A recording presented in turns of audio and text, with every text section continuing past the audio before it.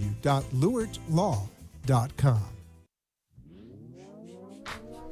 We are back now with more of the Ask the Experts radio show, proudly sponsored by board-certified family law attorney Tina Lewart of Lewart Law LLC, covering South Florida.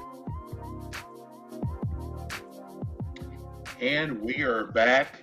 I only see myself. I don't see our expert. There she is with glasses. Glasses tonight. Yeah, I don't use. Yeah. Well, this helps me with the Zoom, so I can see the screen and I can see papers, documents. Thank you. So about 2 months ago, and let me just introduce you. This is a board certified family law attorney, Tina Lewart. She's been with us for 4 years, and I went to her a couple months ago, and you can tell now because every week we open and close with Tina Lewart, and I got so many of her experts going, how come you didn't offer that to me? Well, Tina's been with us for a long time, and people love her.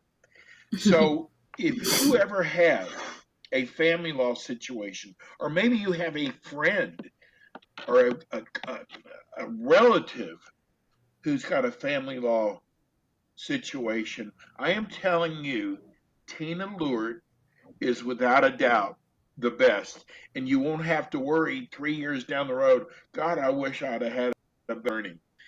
But you look great. I got to tell you, I haven't seen you in a month or so.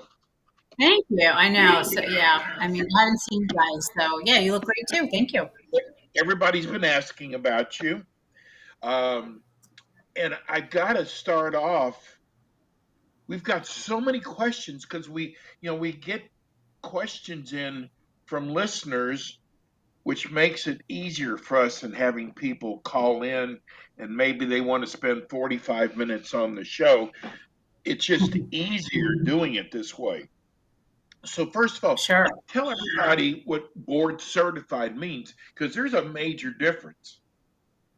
There is a major difference, and it's funny because I get some people that call me and they know what that is, and then others have just never heard it when it's mentioned. So a board certified attorney is a designation of the Florida Bar's only expert label on an attorney. So you can be board certified in I think it's a couple of dozen or so areas of law. I'm board certified in marital and family law, and what that means is that I've had a high level of experience dealing in complex family law cases. I've had a lot of trial experience.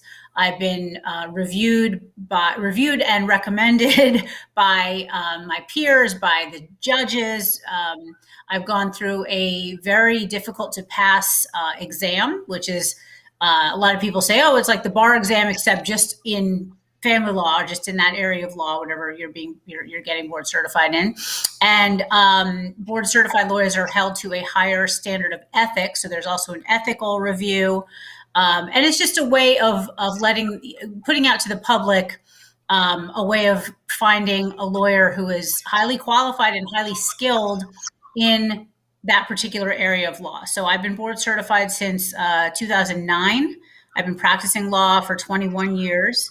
And there are only still fewer than 300 of us in the entire state that are board certified in family law. And when you see that, usually I tell people too, if they ask, because I've got friends and family, and then even, other people, colleagues that ask, or they need to find a lawyer in some other area, a real estate lawyer, a criminal lawyer or something. And I usually say, I recommend trying to find a board certified attorney in that area, because it also designates, or it also shows that they practice at a very, very high percentage of their practice, or even 100% of their practice is in that area of law. So they know their stuff, and that's just a good way to pick an attorney, in my opinion. Well, I want to let everybody know that this is basically all you do is family law. And Correct. why that's so important is, and our last attorney on there just said, there's people who practice a lot of different areas and they get into some areas that they probably shouldn't. And with Tina, this is all you do. Hmm. Yeah, so like I said, I've been practicing 21 years, 18 years. I just celebrated on October 1st, 18 years having my own firm, and it's solely family law. That's all I've ever done. So, and we're proud of that. We help people. Tina, we've been going through this pandemic now.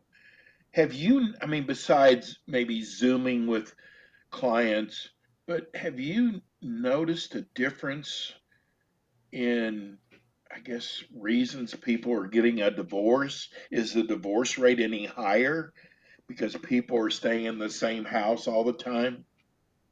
Yeah, I don't know if it's higher. It's definitely at least the same or Okay. more.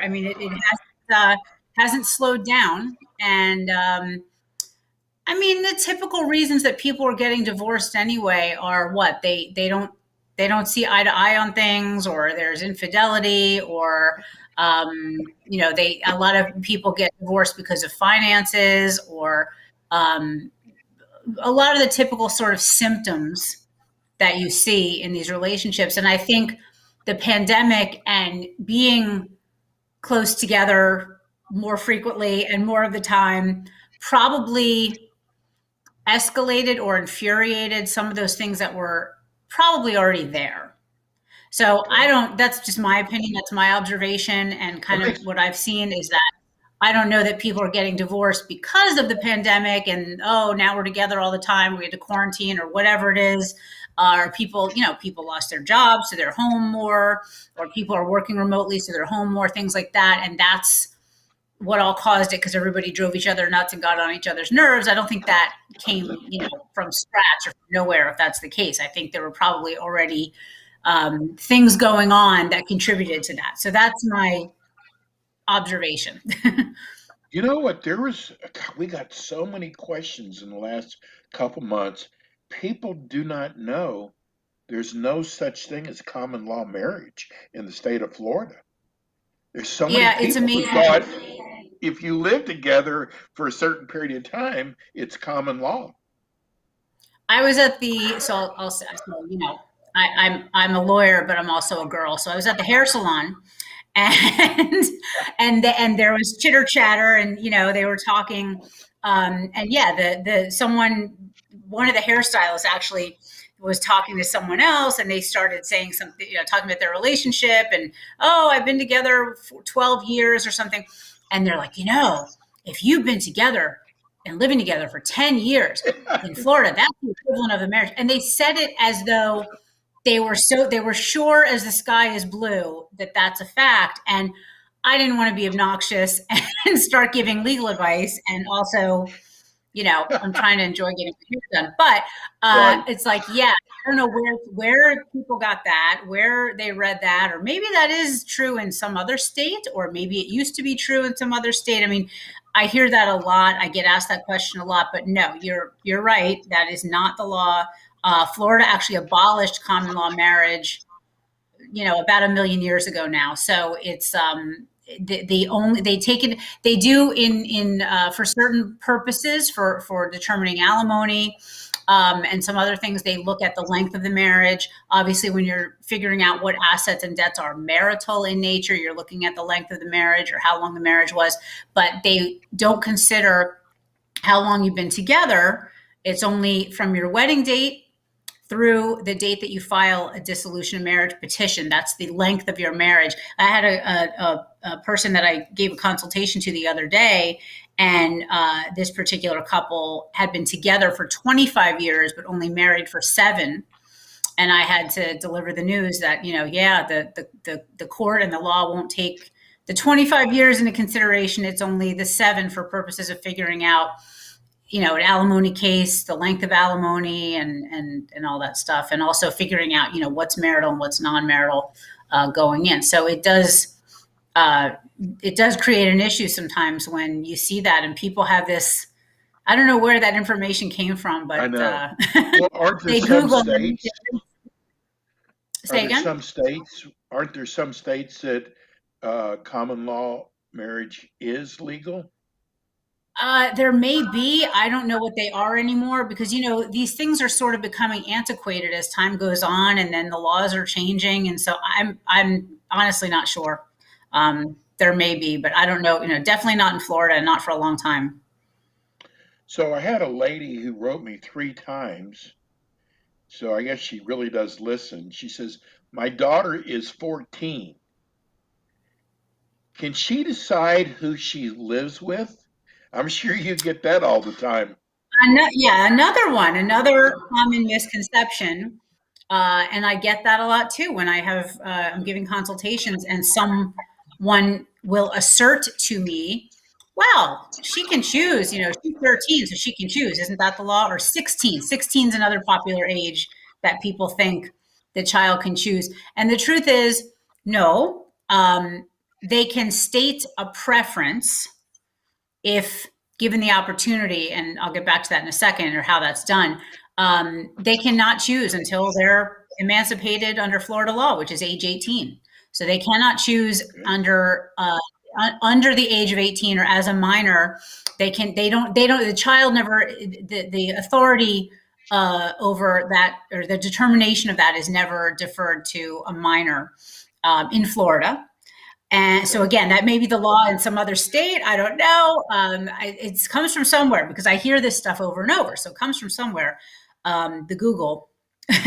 But so as far as how that's done, when there is a dispute over child custody, the statute that we have that talks about child custody, the factors that a court can consider in awarding custody or determining a time sharing schedule, determining parenting matters and the best interest of children.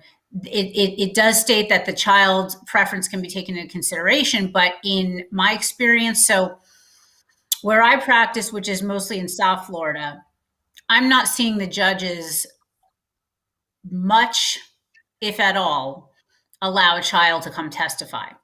Once in a while, you'll have a judge, and I would say rare circumstances. I would categorize the frequency as rare, who will say, "I want to talk to the child," or "Yes, let the child speak to me." And they do it what they call in camera, which is a Latin phrase, which it means they're going to go talk to the judge, in private, without putting the child on the stand, subject to cross-examination and all these other things.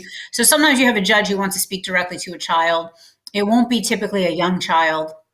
Typically would be a teenager, but then you have other judges that say, "I don't want any child under the age of 18 in my courtroom testifying. I don't think that's a good thing." So what we'll do in these cases is we'll ask the court to appoint a guardian ad litem or a social investigator. And those are people who will, the guardian ad litem actually will become a party to the case. They will conduct an investigation. They'll go meet both parents, meet families, go to the parents' homes, they'll meet the child, they will speak to the child. And that's the way that you would have a child communicate a preference.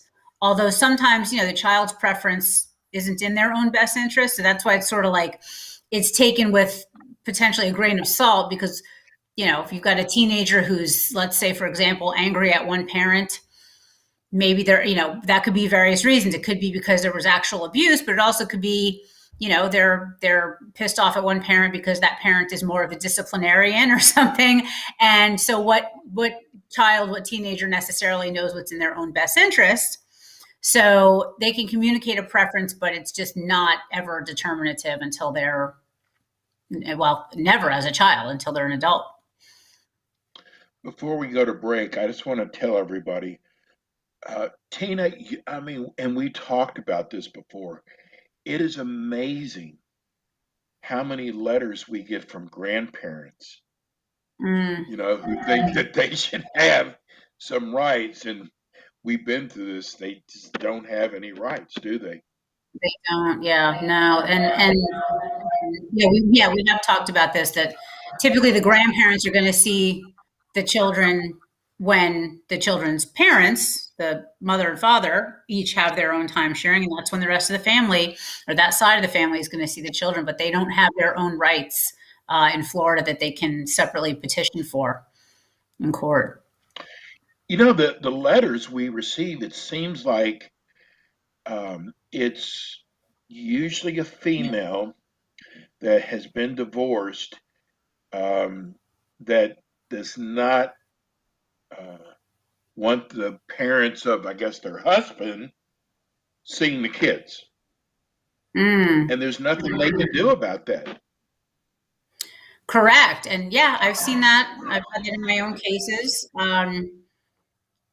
There's nothing they can do about that absent some kind. I mean, if they could prove that one of the grandparents was presenting some kind of a danger to the children, like the grandparents Right. were specifically, physically abusive or something like that, you could file a motion, I suppose, to disallow, or you'd have to have the other parent disallowing those third parties to see the children. It's complicated and it's hard to enforce, honestly. But yeah, it's I got so many generally letters. I want to see my grandchildren. They won't let me see them. Anyway, give everybody your phone number. Sure. The phone number is 561-544-6861. Or we have a website. It's lewertlaw.com, LEWERTLAW. You can reach us on there, email us. Thank you, Mandy. Mandy just wrote us how much she loves your show. We're going to go to break, and we come back. God, I've got so many questions for you in such a little time. We're here with attorney Tina Lewert. She's board certified. And if you listen to the beginning of our show, no matter which week or the end, you'll hear her name. We'll be right back with more with Tina Lewert.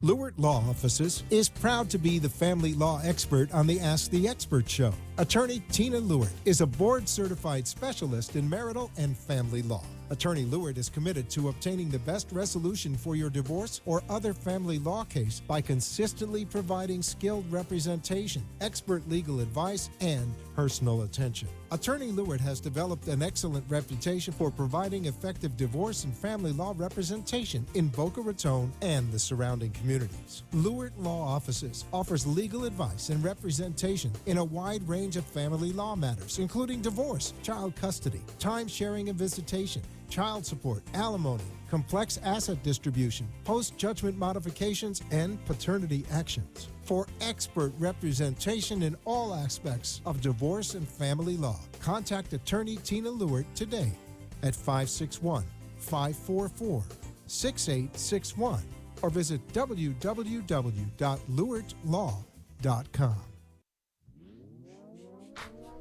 We are back now with more of the Ask the Experts radio show, proudly sponsored by board-certified family law attorney Tina Lewert of Lewert Law LLC, covering South Florida.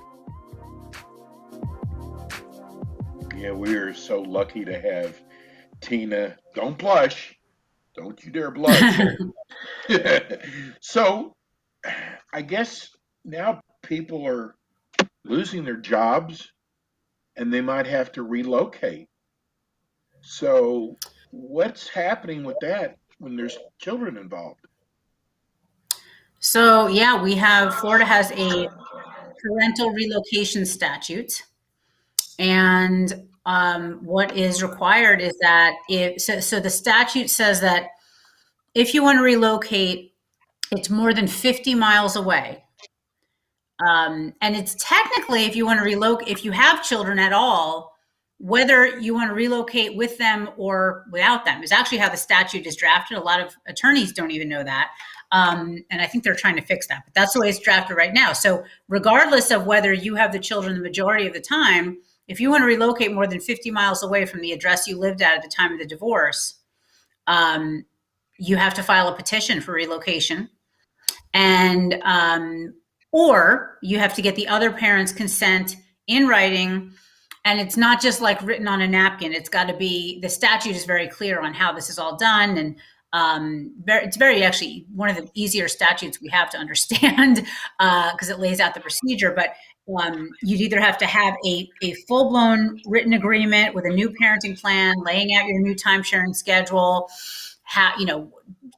holidays, summers, regular time sharing. What is the schedule? How are you going to do exchanges, pick up, drop off? If there are travel expenses, who's going to pay them? How is travel going to be arranged and coordinated? If you cannot get the other party to consent and agree and go through all those formalities, then you have to file a petition for parental relocation. And it's kind of a big deal. I had a very big parental relocation case this year, started last year and finished this year. And we had, I think it was, and we did it on separate days of trial because we ran out of time. And then the judge had to reschedule more time and more time. It wound up being like a 5-day trial. Wow. Big deal. Yeah, because one parent wanted to relocate and with the minor children. That's not the norm, is it?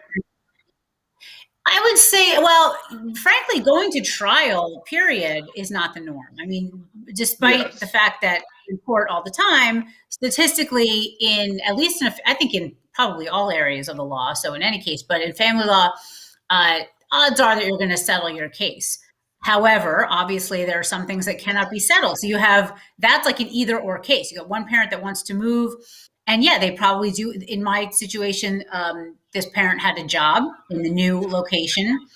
The job provided better hours, better benefits, less time for the children who were very small, less time in daycare. They were spending 12 hours a day in daycare, and better schools and better living environment and access to family and friends, support system. So it was all around great for them. But the other parent did not want to agree to relocation. And so we had to go through a very detailed, what essentially amounts to a child custody trial. So, but there is a statute, and if you relocate without following that statute, the court can actually use that basically against you later. So it's not a good idea to move without following that statute. We're getting inundated now with people texting us. Visitations. Is it affected if a parent is failing to pay child support? No. In other words, if they're not paying child support, are they still allowed to see their kids?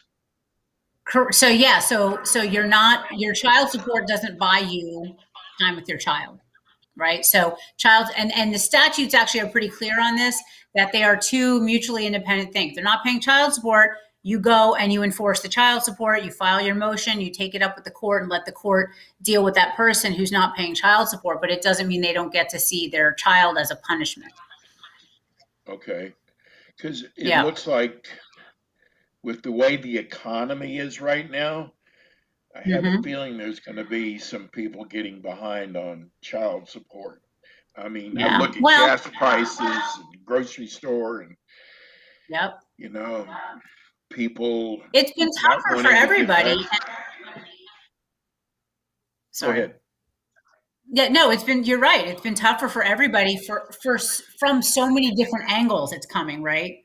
There's so many different aspects of this that have affected people in so many different ways. But yeah, I've seen a lot of alimony and child support modifications where people have lost their job. They can't find a new one in their industry, or they can't find a new one making what they were making. And they don't have the same ability to pay the alimony and the child support. They don't have the same income that they had. So there are a lot of modifications that are going on right now. I mean, there sort of always were, but yes, things are absolutely just turmoil for a lot of people financially. One of the first things I learned the first day you were on the show is that Florida is a no-fault state. And a lot of people did not know that.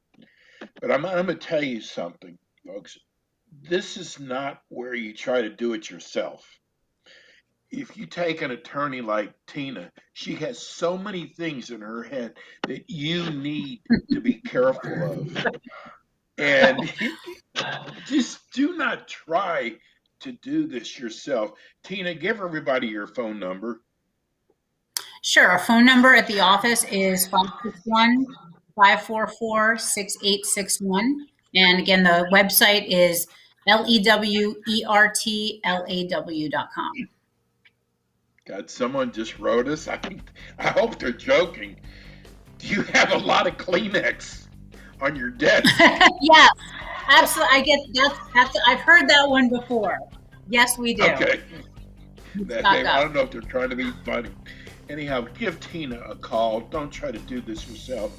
And if you know somebody, a friend or a family member, if you want to do them a favor, have them call Tina tomorrow. Tina, it's so good to see you back, and I'm so glad So we good to have see you. Tina Lewert, board certified attorney. And Well, we'll be back next Thursday. Yeah, we'll be back next Thursday. You look wonderful, by the way. I haven't seen you in a couple months. Thank you. We'll be back next week with more Ask the Experts.